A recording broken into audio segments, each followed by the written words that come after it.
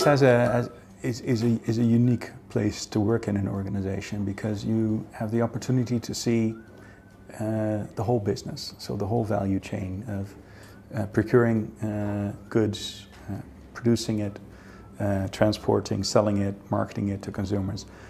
So many of the functions, apart from the general manager, only see one angle of the business, where in finance you have to see the totality of the business.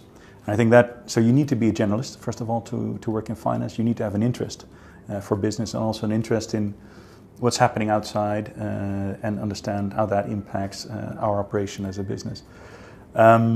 So what I do on a daily basis, first, there's a big team of people. There's a big group of people. I said that I operate across this region, so apart from Turkey, there's also many people elsewhere in this region. So managing people is a big part of my role. So it's not about the finances. Actually, that's the easiest part. It's numbers.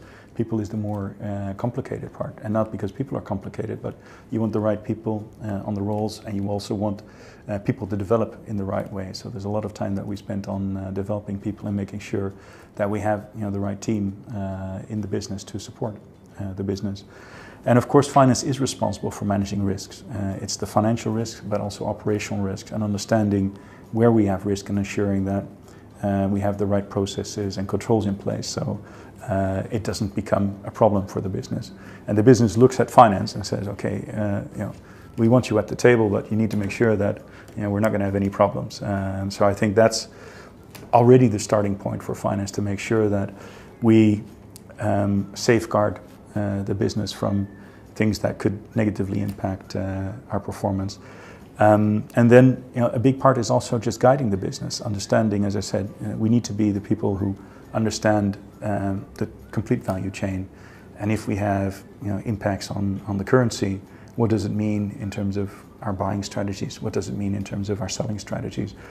Do we need to change our promotional campaigns? You do that with other functions, but providing clarity on what the financial impact is and what the financial impact of alternative decisions is, that's really up to finance to make sure that we can make those trade-offs.